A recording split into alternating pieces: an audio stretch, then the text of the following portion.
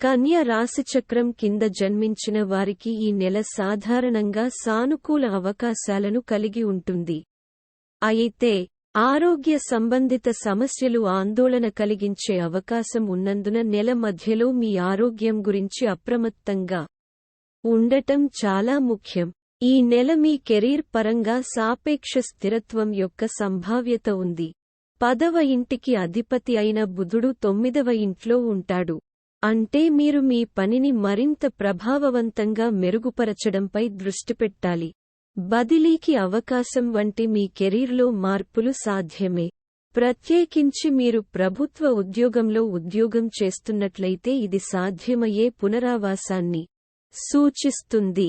విద్యార్థులకు 5వ ఇంటికి అధిపతి అయిన శని 6వ ఇంట్లో ఉంటాడు. ఇది మీ విద్యను మరింత తీవ్రంగా పరిగణించవలసిన ప్రాముఖ్యతను సూచిస్తుంది.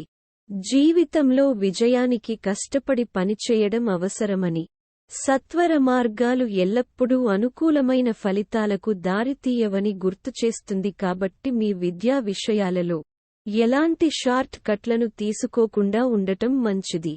జూన్ 3 నుండి ప్రారంభమయ్యే 9వ ఇంట్లో ఉచ్ఛస్థితిలో ఉన్న బృహస్పతి మీ 5వ ఇంటిపై ప్రయోజనకరమైన దృష్టిని ఉంచినప్పుడు మీ చదువులపై అదనపు దృష్టి పెట్టండి. ఈ నెల మీ కుటుంబ విషయాలకు సంబంధించి మితమైన స్వభావం కలిగి ఉంటుందని అంచనా వేయబడింది. 2వ ఇంటికి అధిపతి అయిన శుక్రుడు 9వ ఇంట్లో ఉంటాడు. మీరు మీ కుటుంబంతో సుదీర్ఘ ప్రయాణాలు చేపట్టే అవకాశాలను సృష్టిస్తారు. ఈ నెలలో మీ ఆర్థిక స్థితిని పరిగణనలోకి తీసుకున్నప్పుడు అది మితంగానే ఉంటుందని భావిస్తున్నారు. ప్రారంభించడానికి శని మీ 12వ ఇంటిపై పూర్తి ప్రభావాన్ని చూపుతూ 6వ ఇంట్లో ఉంటాడు. ఇది ఖర్చులు పెరగడానికి దారితీయవచ్చు. మీరు బ్యాంకు నుండి రుణం కోసం లేదా నిర్దిష్ట అవసరాల కోసం ఎవరి నుండి రుణం తీసుకోవాలో ఆలోచించమని మిమ్మల్ని ప్రేరేపిస్తుంది. ఈ నెలలో ఆరోగ్య సంబంధిత సమస్యలు ఎదుర్కొనే అవకాశం ఉంది.